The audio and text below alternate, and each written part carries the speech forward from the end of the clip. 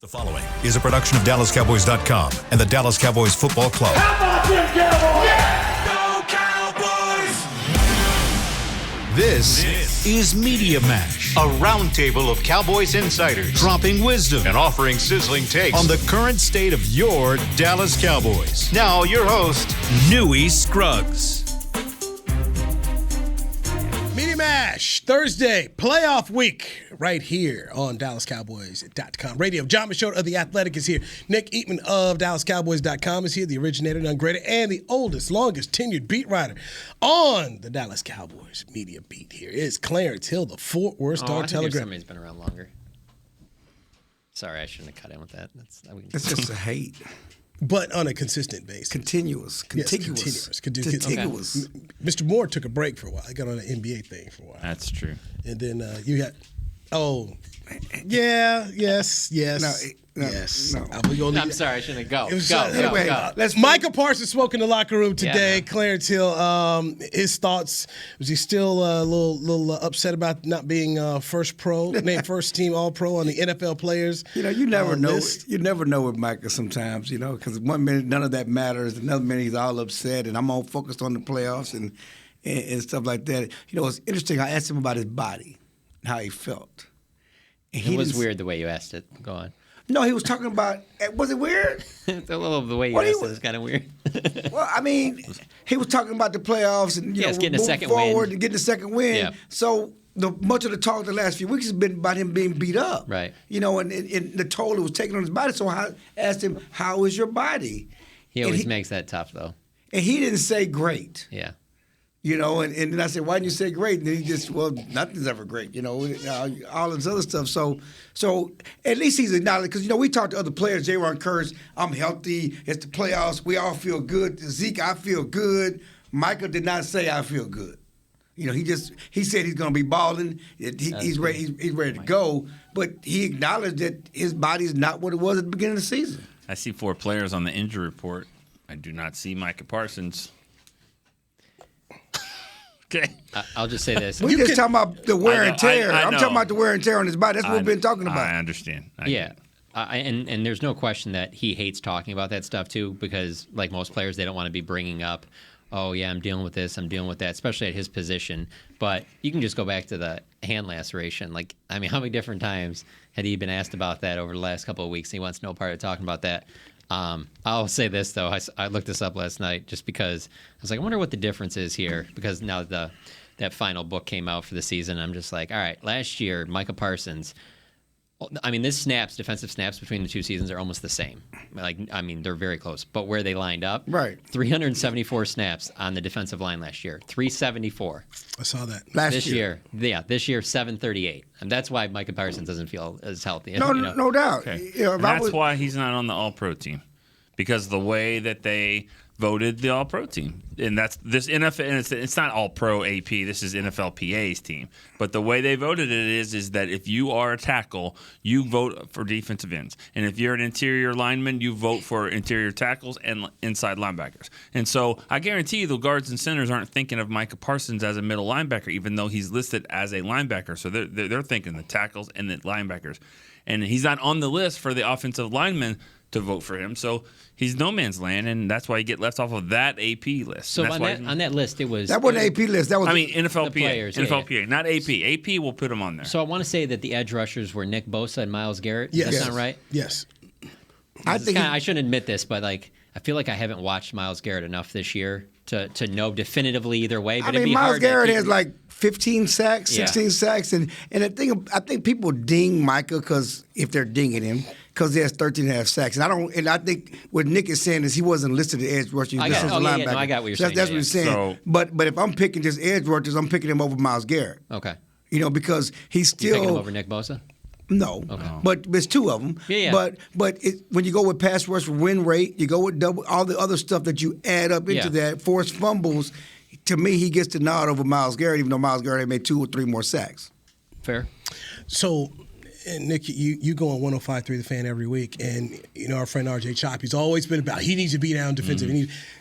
this and what we're seeing this guy wearing down now, this is why I've not been one of those people that's been all about just leave him there, let him rush the passer.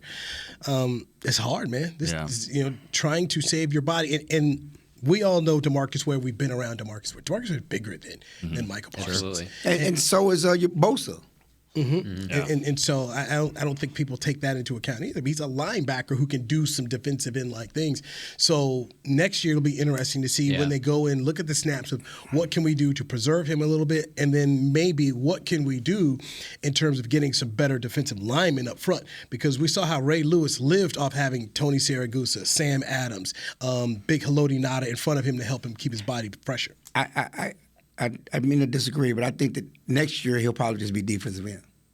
If you look how they're playing him now and what they need for this team, and I don't know that you can go get a defensive end that's going to be better, a pass rusher that's better than Micah Parsons. You go get better linebackers. But I don't want Micah in the middle playing middle linebacker when I need him on the edge rushing the passer. I wouldn't say that necessarily as exclusive linebacker, but I think you cut down on the snaps a little bit. But then again, you know what? Tell me who's the coordinator. One thing he needs to do is we go in the offseason, bigger, stronger. But does he have the frame for that? Like when he mentions Ware, like I just don't know if Micah has that. He's 6'3", 6'4". He could add a couple. He could add pounds of muscle. Yeah, I look at the overall production, and I guess maybe looking at sacks and things like that maybe is overrating it. But I don't. Do you think that there was significantly more production in terms of, wrecking games this year than last year? Because to me, I think it's pretty similar and his impact in games. Whether you're talking about force, like the splash plays, the big plays like that. And I just felt like he got through that season healthier than he's getting through this season. I don't know. I think he's had a better year this year, and even looking at Washington, I don't know if significantly better, but the people around him are different. I think he's had a better year this year, and I think it's a product of his own success. We were expecting 20 sacks. He talked about 20 sacks. The fact that he didn't get 20 sacks, we're like, oh, what's wrong with Micah? He's at 13. He was on a tear. He was on a tear, but that's tough to get. That's just not stuff that you walk on the street and get every year. But and he's still learning, he's still growing. But I think that if you watch DeMarcus Ware wasn't his size when he came into the league. Micah can get bigger. He can get stronger. Those are things that especially since we know now that he may be playing more defensive end than linebacker, I think the offseason he'll work toward doing that. Mm-hmm. I also think that when you look at the entire pass rush, I do think it's very similar to Micah this year and last year, but he got a lot more attention this year. Yes. And I think, Gregory had 6 sacks last year. That might have been second. Armstrong gets 8.5. Fowler, I think, has 6. D-Law with 6. Sam Williams with 4. Osa with 4. I think that the guys around him. All those right like that. Huh? That was impressive that you could read all of those. I don't know if it's a sound good. It sounds legit. It's ballparky. Yeah. But I just think what the whole defense kind of took advantage of his success this year. Right. So you say. So that's why the numbers are down too. Well, football, basketball, whatever, great players make the rest of them better around, and I think he's done that. I will just say that where I'm coming from is that it isn't that significant difference that I think some people thought after his rookie year, where just put him at edge rusher and just watch these monster numbers pour in. That's all I'm saying. I agree with that, but I think that, but when people again are down on him in the pass rush. Dorrance Armstrong started off strong. Where's he been the last few weeks? He had a half a sack last week, but his numbers have dipped significally from where he started. And this is a game where we should hear their names. We should be hearing those names. Yes, and like I said, I've been talking to players this week, and said to Dan Quinn, it seems blasphemous, but I think they'd rather face Tom Brady. Yeah. Than these mobile quarterbacks. They've gotten home. They haven't gotten them on the ground the last few weeks. How many times have going back to Jacksonville, those quarterbacks have gotten out of sacks. Micah's missed 2 or 3 sacks. If that had been a guy that was stationary, that was right there, yes, Tom Brady would get the ball out fast. But remember, he had 2 sacks open against Tom Brady, who gets the ball out fast. At least when they get home, they will get him on the ground. I really believe that the injuries of Anthony Brown and Jordan Lewis have affected Micah's play. Because you got to get the ball out quick in these corners, and they're not on him. They're not on him. And, you can say what you want about Brown and Lewis. They're veteran guys. They're aware. They understand what the concepts of the routes. They can get up there. They're physical. They can make the tackle. I mean, they're not ever going to be Pro Bowl players. I get that, but they don't have to be. They got Diggs on the other side. I think those injuries have affected the entire pass rush because teams are getting it out quick, and those guys are making some plays on him. If I gave you the option, though, that you could either be without Micah Parsons and you can have Anthony Brown and Jordan Lewis, I'm just saying, I will not use any injury. Now for his numbers, I agree with you 100% for his numbers and that, but none of that matters to me on Monday night. It really doesn't, because they do have, to me, the better team on paper. Like you just mentioned when you showed me the phone, like that's as healthy as you could possibly hope to be at this. Yeah. Like it's like one of those things at the beginning of the year. If you looked at the roster and you're like, all right, I got to take 5 guys away. Who are you going to pick? None of the guys that are out right now would be in probably your top 15. Terrence Steele would be your highest one. I don't know where you'd have him ranked in the roster, but they definitely wouldn't be in your top 10. And like I was talking to Tyler Smith today, they're going to be without their best pass rusher, Shaq Barrett. I feel like I didn't do enough work on them because I just have so zeroed in on right. I really don't care what they bring out there. This Cowboys team is better if they take care of business. But the problem with this did he play in week 1? Shaq Barrett? Yes, he did. Okay, good. Vita Vea is also dealing with. Vita Vea had a brace on his calf at practice, according to some of the reports coming out of Tampa Limited. Bay. They only had one guy did not practice. I thought. I do a show with Broadus. He made it sound like they had a whole lot. I think yesterday was a lot. Yesterday they had a lot, but I think that their guys are getting better. Today, I guess today's their Wednesday, so they had. You know what? That's the way it should be. I mean, with Terrence Steele, Shaq Barrett, there's some others that are out, but I mean, for the most part, it's healthy football.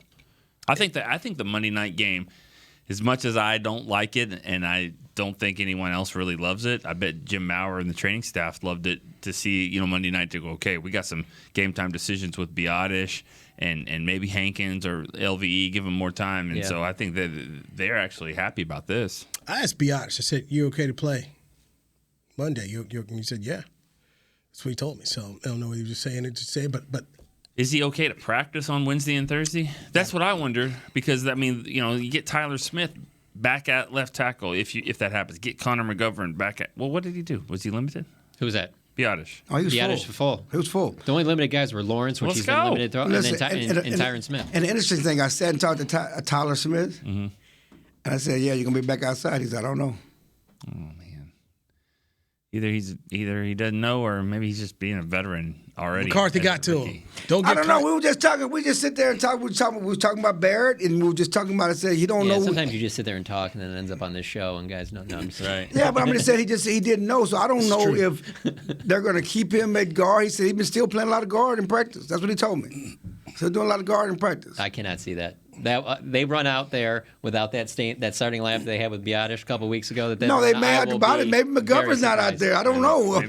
Okay, but I'm not saying anything against you. I'm just saying I would be very surprised. Maybe it's Tyler instead of McGovern. Maybe McGovern is your 66 is reported eligible. Yeah. Ooh, okay. Now we got something. I can see that. Yeah. Because of the running game. They haven't been able no tight end block. Whoa.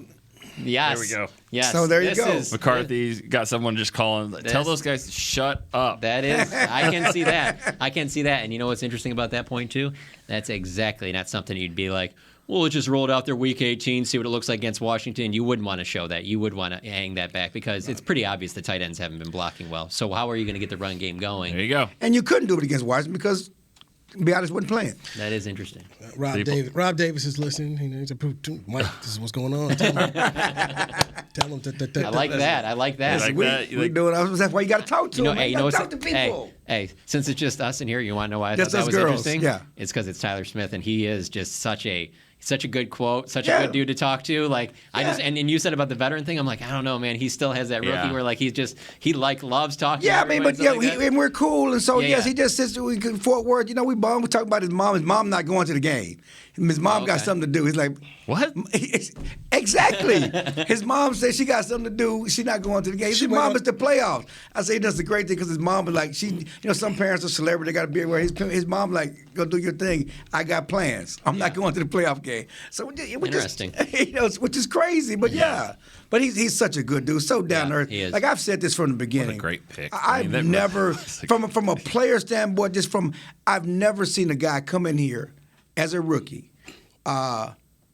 who has been so impressive. I mean, from the opening press conference, his opening after being drafted, just so impressive, composed, how he handled himself. You can't say, I don't know, a first-round pick that came in as good and as composed and mature as Tyler Smith. Yeah.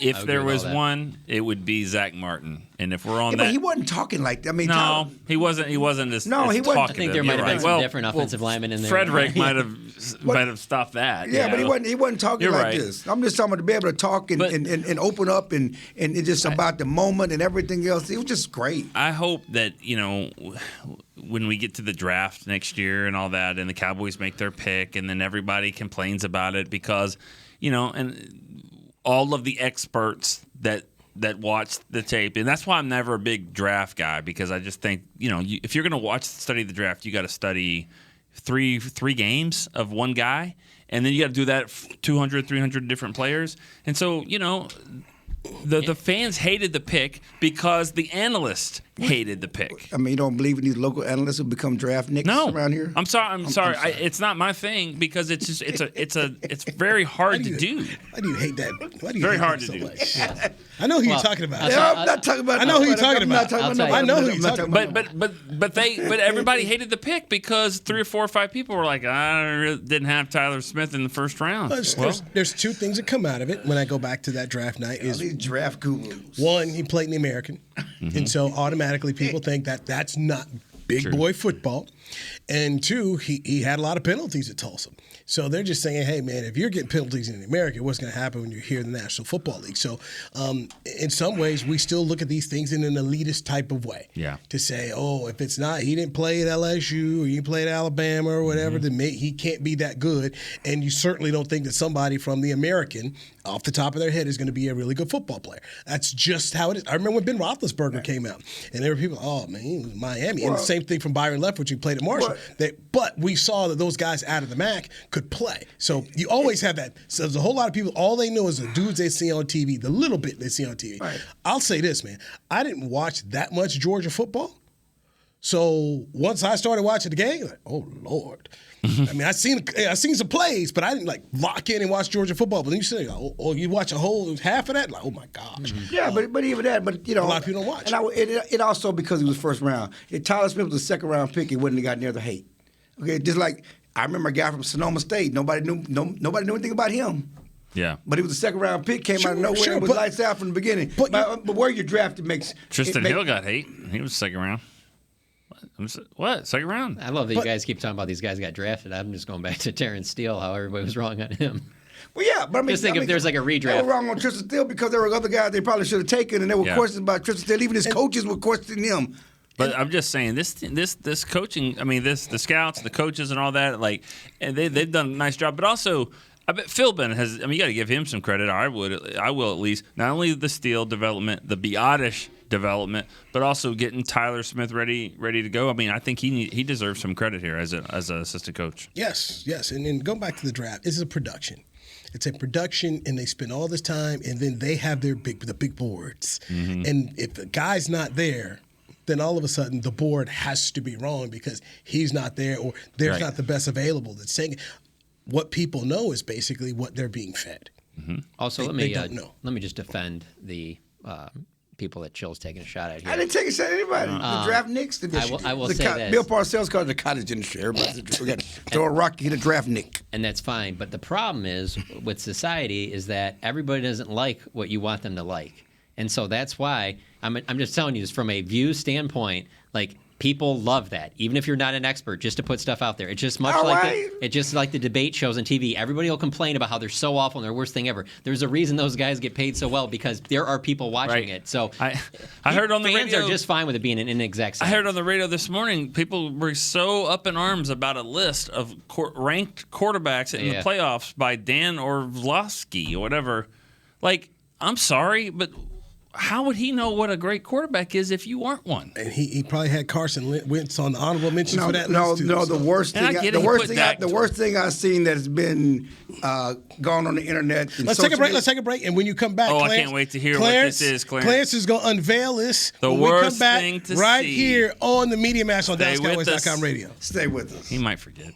Todd thought it would be secure to jog in the cheetah savanna. Todd believed the big cat repellent he bought online was reliable. And now, Todd is trying to be faster than this cheetah that can run 80 miles per hour. But the good news is, Todd has AT&T 5G that is fast, reliable, and secure. And he learned the best thing to do is stop running and toss her the backpack with the beef stew. AT&T 5G. Fast, reliable, secure. It's not complicated. 5G requires compatible plan and device. 5G may not be available in your area. See att.com/5G for you for details. What do you call a group of grown men and women with their faces painted silver and blue who get together every week to share a 3-hour-long ritual of jumping, singing, and toasting Miller Lite and 10-gallon hats while yelling, "How about them Cowboys?" You call it Miller Time in Dallas. Here's to the Cowboys. Here's to the original light beer. It's Miller Time. Celebrate responsibly. 2021 Miller Brewing Company, Fort Worth, Texas. When you build, you start with the foundation. And home ownership is a foundation of a stable future. The Bank of America Community Home Ownership Commitment has helped over 34,000 people lay the groundwork so far, with up to $10,000 towards your down payment or 3% of the purchase price, whichever is less. The satisfaction of owning your own place can become a reality. Visit bankofamerica.com/homeowner to learn more. What would you like the power to do? Bank of America N.A. Equal Housing Lender. Credit and collateral is subject to approval. Restrictions apply. This is not a commitment to lend. The season is finally here. For months, we've been gearing up to win.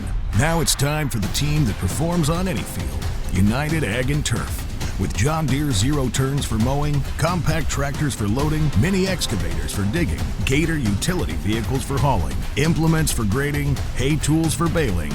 United Ag and Turf. For winning. The official Ag and Turf equipment supplier of the Dallas Cowboys. Visit UnitedAgAndTurf.com for more. Back to Media Mash.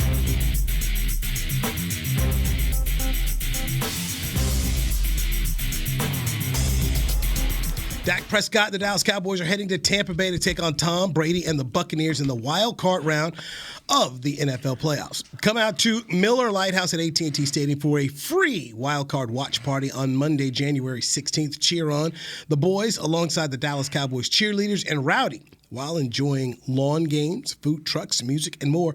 Gates open at 5:30 p.m. Kickoff is 7:15. For more information, visit DallasCowboys.com/2022 playoffs. And at Raymond James Stadium will be John Machota from The Athletic, Nick Eatman from DallasCowboys.com, Clarence Hill of the Fort Worth Star-Telegram, and me, Newy Scruggs from NBC5. Guys, Cowboys are sold as favorites here. You comfortable with that, John? I mean, I understand why they are. I do think that they're the better team. If they don't play the way they did against Washington, I think that they would have been probably like a 5 or 6 point favorite, but that's obviously changed everything. I think they should be the favorites. I'm not picking them to win the game, but I have no problem with that being the line. I think it opened at 3 and it's now down at 2.5. I don't know. I have no debate about that. Can I explain? I mean, could you explain that a little bit? What did you just say? You said I'm not picking them to win the game. Yeah. I'm fine with them being the favorites. Yeah, I'm fine with that being. 2.5 means nothing to me. Like that's not enough to. Yeah, that's not enough to sway anything. That's like, the difference between like. But a team usually gets 3 at home. Mm-hmm. Yeah, that's even. So if they're getting 2.5, they're still favorite. Like they would be even going to Tampa. They'd be 10-point favorite if they were played them right after that Vikings game. 10? Yeah, they'd be favored by 10. if they were playing right for that, the way they played against the Vikings, the best game that they've That's played. a big spread. I don't know about 10. The bottom line is this. No, the bottom line is that they have not played like that in over a month, so it's hard for you to imagine that. But if you take yourself to after that game was over and how good they looked that day, they would have. Well, first of all, nobody would have ever had them as the 5 seed after that. But it's not even about how they've played over the month, though. It's how they've played over the last 26 years. And I know we've talked to players in the locker room, and that's not them. This is this team. This team cannot undo 26 years of misery, but it's all lumped together for the media, for the fans, for everybody else. The Cowboys don't get it done. And the Cowboys, what they did in the playoffs last year, only is on top of the past years. That shouldn't matter, though. It shouldn't. It shouldn't? It should not. Oh, okay. But it does. Disagree on that. What I'm saying, it does matter. What I'm saying, it shouldn't, quote unquote, matter, but it does. There's just too many guys here that mattered on both those teams for that to not matter. If you want to say like 2020 doesn't matter, no. I guess we're all saying the same thing. But I'm just saying though, and then you add on what they did last week. I mean, people don't trust this Cowboys team. So his point is this: you were challenging him and saying, "Yes, I understand why the Cowboys are favored. I'm picking them Lewis because I don't trust this team." Right. And I don't trust they're going to get it done. And my point is I agree. That's what he's saying. Yeah. And so my point is, they should beat Tom Brady. This Tom Brady team, this is no boogeyman. This Buccaneers team is not. They're 8-9 for a reason. They've not been good all year. When the Cowboys are at their best, the Buccaneers are at their best. They're two different levels. You brought up the Vikings game. When the Cowboys are playing their best football, they're better than this team. The problem is we cannot trust this Cowboys team to play their best football in the playoffs. And that's why this game is important. And piggybacking on what I was going to say, going out of the break, is that the legacies of Dak Prescott, futures of Mike McCarthy, whether you believe it or not, all this junk on the Cowboys is on the line on Monday night. And, Chris Canty was on the ESPN. One of the things that went viral this week, he's on First Take or something, and said that we need to find out if Dak Prescott is important, if he can play to the level of Tom Brady, Aaron Rodgers, Patrick Mahomes, and Jalen Hurts. It's absurd that Jalen Hurts is already put in that category. Yeah. And we're wondering if Dak can be in that category. Jalen Hurts ain't won nothing. Yeah. But that's how crazy the national perception of the Cowboys and Dak Prescott is. We've already made Jalen Hurts a made man, and we're still wondering about Dak Prescott. From a former Cowboy. He misspoke. He did. He misspoke. I mean, Chris Canty, he had it rolling, and he should have said somebody else. But he said Jalen Hurts. He misspoke. It's okay. But anyway, that quote or whatever it is, that it's gone viral. Is my point. Oh. And we were talking about things that, and when I say one of the most absurd things I've seen on social media, that's one of them. Also, but it doesn't go viral if Dak Prescott plays for the Lions. So because no one cares. If they had Jalen Hurts over Dak Prescott and he played for the Lions, nobody would care. But the reason why it gains traction is because you know that's going to stir up a lot of Cowboys fans. They're like, "Are you serious? I watch all these games. Are we really doing this?" And that gets it going. I'm telling you, if he's on the Lions, everybody's like, "Yeah, oh, cool, yeah, our quarterback's better than him," but it doesn't matter. It's like what I just said about that list about the top 12 quarterbacks or whatever in the NFL. I mean, in the playoffs, or I guess it would be 14 in the playoffs. Yeah. And he's 12. But as we talk about, Jason Garrett, it comes with the dinner. You're with the Cowboys. Yeah. That's why the Cowboys, you said, just put out a list yesterday, the 5 most watched games in football this year, 4 more Cowboy games. It comes with the attention. Let's take it to where it matters most, though, and that would be with the actual players. Don't you kind of think that maybe it might be getting them a little bit this year? They say it's not, but No. I'm just talking about Dak. With the way he's played, and it almost feels like he's trying to do too much. I think that to me, and I've said this in off season. They say, well, he's our franchise quarterback. He needs to make up for the inferior parts of our team. I mean, what Steven talked about, we think Dak can do that. And so, is he trying to do that when there's some? I don't even think it's that anymore. That's off season. I'm talking about his play. No, but I'm talking about looking in mirror. I'm not even talking about what was said in expectations. I know, but what I'm saying is part of his play is because of that. You're pressing. Yeah. You're trying to make up. The offensive line has not been good. I don't care what he don't have a lot of sacks because he gets out a lot of sacks. The pass blocking has been awful. The run game, last couple of games, they don't have the third and shorts, which is why they can't, convert the third downs. The receiver play, you can say what you want. CD's playing great. It's been CD and the maybes all year. And whether it's Michael Gallup, whether it's Noah Brown, it's 50-50. The Washington game is what I wouldn't have even brought this up 2 weeks ago. The Washington game, the way he played in the Washington game, looked like he was trying. He was trying too much. Yeah, but I mean, I'm not saying like you can just have a bad game and just whatever. It just looked like he was really pressing to try and make something that was really not there. The back-to-back throws I just made. I mean, when I watched that was stunning to me. That was stunning. I couldn't believe that I saw that. You're trying to make something happen, but yeah, he's pressing. No, there's no doubt. He's trying to lift his team. But what I asked is, do you think that has anything to do with anything outside of the building and hearing any of that stuff? I don't think so. I just think that he wants to win. He knows it's on him to win. I think there's some inherent thing. I'm the quarterback. I make $40 million. I don't think people outside need to tell him that. Right. You know that. You know that there are certain expectations that come with that. You know, you're being compared to all this stuff. You know your legacy, what you do in the playoffs matters most, and how you lead this team. You a huge football fan, Cowboy fan. You know the stuff that Tony Romo got. All these records and not winning in the playoffs. That's your legacy right now. Standard is standard. And Todd Archer, you guys were there in the media, he asked a lot about, the expectations. And as you said, it comes with the meal around here. And in some ways, a guy like Mike McCarthy is paying for other people's sins about what's happened here. The whole team. And I was going to say, and the same thing goes for the players. But, when you sign here, this is what it is. And you're very correct. I saw Get Up this morning. And it was because I was watching the Texas TCU basketball game last night, and when I turned it off and turned the football, whatever. When I turned it back on this morning, it was Get Up, and I'm just watching this the show starts off with the Cowboys and Mike McCarthy and the job, and I'm like, they play Monday. You got games that are going to be happening before that. I mean, why is really like that? I mean, if you're a Kansas City fan, don't turn on ESPN because they really don't care about your team. Yeah. A team that you really look at and you say, okay, they could be going to Arizona to play for the Super Bowl, and it is. I had to turn it off. I literally did. A guy that just won 12 games, and you listen to Rob Ninkovic and Bart Scott is, he's going to get fired. You got to go somewhere else. And I'm sorry, 12 wins in back-to-back seasons doesn't happen around here a whole lot. I just like the way that you started that. Like you had to tell us why that was even on. Because I don't want to Hey, no. That's not my jam. I'm the same way, and some of my friends are the same way, that if they even say that, including a member of the organization, I remember when we were at Nobu, we had a conversation, and I brought it up, and I was like, you really watch that? And it's always like, and honestly, in a way, it's almost like. He watches it. But it's like one of those things where when you say that, like one of those shows we're on, it's almost like you saying that like you went and you had White Castle or something. You're just like, well, there was nothing else. So let me just tell you why I did. You're just so defensive about it right from the beginning. Like, I had to go there. There was nothing else open. Don't judge me yet. Let's hear the whole story. It's just like that what's the TNT used to play that witches show?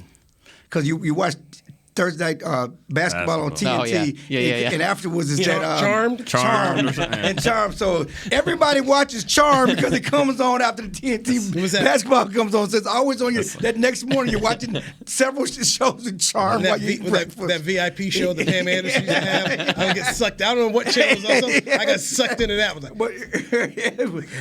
I watched too much episodes of Charmed. I'm just trying to tell you. Every year, like March 17th, that Thursday, everybody in the whole world does the same question. They're like, what channel is True TV? Do we have it? True TV? Is it 248? Yeah. Like what 245, 247, like 248. It's the one time a year that I don't think it's working for them to get basketball games, and then you watch all the other commercials. And you find out who the channel. The Practical Jokers. Like, who are the Practical Jokers? Oh, those guys? Yeah, they show. Kind of watch that a little bit. And you know what? You end up after a game. That's why they put it on there so you can watch it and stay on there. We don't turn the channel sometimes. 20-something years ago or 30 or whatever, 1994, the same thing happened with that Fox. Right. Okay. I mean, The Simpsons, a lot of people started seeing The Simpsons because it was on. I mean, because before or after the Cowboys. It was after the Sunday night because game, Fox was not. I mean, Fox was not considered. It wasn't a major network. Network, and now it is, and because of the NFL. So in 20 years, True TV will be NBA playoffs. Uh, But you're right. I don't watch because I know how the sausage is made. Yeah. So I don't watch those shows. And like the show that Shannon does. I love Shannon Sharp. One of my favorites, but I never watch that show. Yeah. I mostly see these things through social media. You see the clips. Right. And so I said, I got sitting there with the dog. I got sucked in there, and I'm like, they're really talking about firing the guy. And I come back into this sense of, we're here all the time. We cover this, and we see so much of what Mike has done. which is not talked about. Clarence spent the whole training camp talking about the receiving corps. It's not good. They got a problem. They need to admit it. And then the season started, and Clarence was right. And here they are with 12 wins. We don't talk about that. Yeah. We don't talk about how C.D. Lamb had to find his footing, and the owner goes on 105.3, the fans, he's got to be better.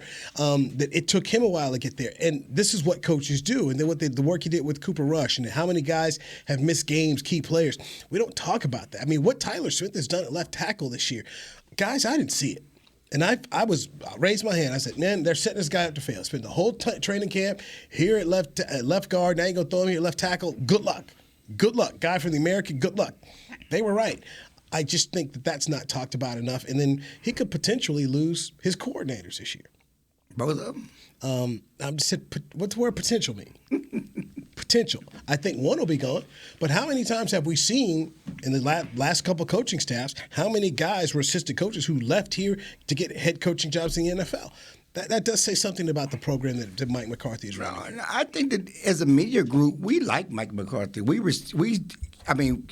this isn't about us here. No, it's not. We like him, but we also respect the job. We respect the job he's done, and we know the job he's done. It's not even just about what happened in training camp. It's navigating the junk from Jerry during the offseason. Sure. And the Dan Quinn stuff and all the other stuff. He had to navigate a lot of stuff in the offseason to get the Cowboys back to where they are, to go 12-5, and no one saw the Eagles doing this. I mean, if you'd have told me before the season the Cowboys go 12-5, I'd have said they're going to win the NFC East again. And really, they could have been better if not for hiccups against Jacksonville over in Green Bay. But he's done a great job. And we respect that, and we understand what he's gone through and the challenge. You lose your quarterback, you lose all those people. But as Zeke said today, what does Zeke tell us? It don't matter what we do in the regular season. It does not matter what we have done in the regular season. The only thing that matters is what we do now. We all said this before the season. We talked about this, and I'm going to give them credit for the regular season. But before the season, we said the Cowboys have to show us in the playoffs. They've been to the regular season before. They've been good in the regular season before. He was not brought in here to beat Jason Garrett and take him to the playoffs. Right, you said that. He was brought in to take to the next step. If the regular season doesn't matter, then win on Monday night. You lose on Monday night, the regular season does matter. Because you want to know why? Because this will be 2 years in a row now where you had talented teams, healthy going in the playoffs, and we saw the demise start at the end of the regular season. So you can't say that it absolutely doesn't matter. What I'm saying is we're talking about the success of the regular season. We're talking about being in 12 games. You're talking about, 12 we're wins. talking about all the stats and the gaudy numbers of the regular season. What matters is what you do in the playoffs. Yeah, for sure. For sure. Yeah. I mean, I just think of, Ricky Waters. Every time people want to say, well, they should get rid of him. What's the quote, Clarence? For who, for what? We talked about this yesterday, too. He brought it up on the show? Yeah, we talked about the show yesterday. For who, for what? I mean, I'm not giving up a first-round pick so I can get a guy that's got the exact same, record and resume. No, I'm not advocating firing him. I'm just saying I know. I wouldn't do that. I mean, because I think continuity matters, consistency, all of that, and you're right. They've pressed the right buttons. And the players, that's another thing. The players love him. The players appreciate what he does for them. So I think it's really tough to just think that they're going to make a move here. Real quick on your Jerry Jones needing them to get wide receivers and stuff and all that. Just because I've seen this on my mentions on Twitter and things, so I just want to throw this out there. If they lose on Monday, is this a blame it on Jerry Jones? Because I already see people doing that, and I feel like it's just their default depression mechanism. But I feel the same way going into these playoffs as I felt last year going into the playoffs, where I'm like, you're really going to blame Jerry right now? Because I understand he gets in the way. Like you talk about this stuff in the offseason with Dan Quinn, completely valid or whatever like that. But I look at Jerry Jones now. This is my 12th season covering the Cowboys. These last two, there are not things during the season where I'm just like, they're going to lose because Jerry hijacked this or Jerry did that. No. Jerry is giving them this looks like a pretty good opportunity here. No. See, the thing with Jerry, most people. Do you not think so? The thing with Jerry is the environment. He fosters the environment. He caring about money and all the exterior stuff, and not making football the main, winning at all costs the main. But I feel like the last 2 years, the rosters and the coaching staff, the experience, all that he's put out there, I don't see how that holds water right now. I think that it is all there. What else should he have done? I mean, I guess you can say the Amari Cooper thing. I'll give you that. I can't say the Amari Cooper thing. Okay. But does that guarantee you that you get a win Monday? It does not guarantee. I want my best team out there. Regardless, I think I have a better chance of getting the win if I have the best available players. This is the best team that I've covered. So, but the Amari Cooper stuff, like we talked about it all year. I was one. You were one. I mean, everybody's like, I don't like this move. I don't like the trade. I don't like it. But look at it now. Were they right? No. They were not right. Yeah, no, they were not. Either. They've been chasing their tails at receiver all season. Okay, but what they're not a better receiver corps now. But what would they have though? What did they want to do?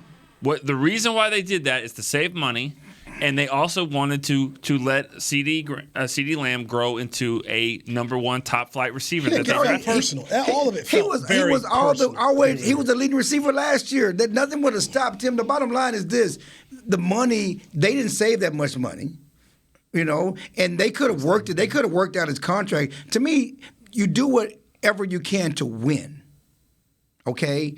And the decisions they made, especially once we're chasing receivers, and I love Michael Gallup. How'd they win 12 games then? But to say I'm going to move off him and pay Michael Gallup, we knew Stephen Jones had told us he's going to miss at least the first 3 games of the season, which he did, and he's not been that guy, and he was never that guy. He was never on their level. So why did you have the exact same season you had the year before without him then? If that was such a major thing. Because there are a lot of reasons why Zeke is held. The running game was better. There are a lot of reasons why. Micah's better. The defense is taking. There are a lot of reasons. Is I was right there. But it's not the same season. I was right there with you all year. But then now, as the season's over, and you look at the records, and you look at the offense and the production and all that, and look at what's happened with Gallup. Or not Gallup, but CD. And you did save some money to go get some other players, not just the ones that they did right then, but look and see what they've done. They didn't push their chips in to go all in, but if you've played poker and somebody keeps betting and you keep matching, that's what they've done. I mean, the only game Jason Peters, Anthony Barr, Kevontae Turner, T.Y. To me, it's about winning, and I think that I would rather go into the playoffs not having to throw the ball to Noah Brown on third down as many times as they do. And that's fine, but I'm just saying from a standpoint of the owner, GM, whoever puts the Will McClale that puts the pieces out there, you were the better team just about every single game you played this year, aside from like maybe some games when Dak wasn't there. Like I mean, yes, they did not sit there and just go empty the clip, like got every like little thing, like this has got to be it, like that Rams last year. But they put a team out there that this team probably should have won 14, 15 games. Should they have lost to Jacksonville? Should they have lost to Green Bay? No, but they don't beat Houston. If they did, What'd you have them at the start of the season? Did you have them at 12 wins? No, I had them at like 10 or 11. I had them at 9. Yeah. I think 10 or 11, yeah. I had them at 9 wins because my first thought was, they hadn't won back-to-back 10 100%. So I wasn't even thinking that. But for you to say, hey, man, 12, 14 or 15, bro, that's rich. No, I'm saying looking back. Looking forward, we don't know. We can't predict who's going to be out for who. Nobody would have sat there and thought, oh, yeah, they played that Tennessee game. At the beginning of the year, when I saw that on the schedule, I'm like, man, that is going to be murder. Sure. You're going to have to go down there. And then the team that they ended up playing, that was like a college team. So you don't know that. But I'm saying looking back, teams that they put out. Georgia or TCU? The teams that they put out on the field. Just like which one? Because there's a difference. What game did you watch this year the Cowboys play where you're like, damn, they just don't have a roster that can mess with them? Now, if they would have played San Francisco, maybe that would have happened. Buffalo, Kansas City. There's definitely teams. But they have one of the top probably 5 or 6 rosters in the NFL. Who name the ones that are better? I don't know the rosters like that. I don't know that they do. Kansas City, Buffalo's better. Philadelphia's better. Philadelphia's better. Okay. And I said Philadelphia was better before the season. I'm not disagreeing with any of you. You got 3 more to go. Cincinnati. Is it? Even though they beat Cincinnati, I think especially where they're playing right now. Cincinnati. Okay. Who else can I think of? San Francisco. Right. San Francisco. There's 5 right there. That's 5. I said it's a top 5 or 6 roster in the NFL right now. And it doesn't matter. You need to be top 2 or 3 on your side of the ball. I mean, your side of the conference. That's what you need to be top. I mean, they can't stop the run. Bottom line, you talk all day long about they can't stop the run. Right. When you don't. No. They have issues. I'm just talking about from a building the team standpoint. When you can't stop the run, you cannot be a Super Bowl team. Yeah. To me, it's like you're Chris, right. Top 5. Break. Chris, do I need another break? We're sitting here talking so much. Yeah. Okay. Yeah. We got to take a break. Right here on Media Mash, DallasCowboys.com radio. The season is finally here. For months, we've been gearing up to win. Now it's time for the team that performs on any field, United Ag and Turf. With John Deere zero turns for mowing, compact tractors for loading, mini excavators for digging, Gator utility vehicles for hauling, implements for grading, hay tools for baling. United Ag and Turf, for winning. The official Ag and Turf equipment supplier of the Dallas Cowboys. Visit UnitedAgAndTurf.com for more. Todd thought it would be secure to jog in the cheetah savanna. Todd believed the big cat repellent he bought online was reliable. And now, Todd is trying to be faster than this cheetah that can run 80 miles per hour. But the good news is, Todd has AT&T 5G that is fast, reliable, and secure. And he learned the best thing to do is stop running and toss her the backpack with the beef stew. AT&T 5G. Fast, reliable, secure. It's not complicated. 5G requires compatible plan and device. 5G may not be available in your area. See att.com/5G for you for details. This sweet! Did you get to work on time? Yeah, but I just realized it's Sunday. Little Sweet says head on home. Dr. Pepper's on its way. So sweet, unique. Baby, there's nothing better. I bet you've probably done something that deserves a Dr. Pepper. Did you invest your nest egg in an NFT? Yeah, and I don't even know what that is. It's a non-fungible token. Everyone's done something that deserves a Dr. Pepper. When you build, you start with the foundation. And home ownership is a foundation of a stable future. The Bank of America Community Homeownership Commitment has helped over 34,000 people lay the groundwork so far, with up to $10,000 towards your down payment or 3% of the purchase price, whichever is less. The satisfaction of owning your own place can become a reality. Visit bankofamerica.com/homeowner to learn more. What would you like? To Media Mash.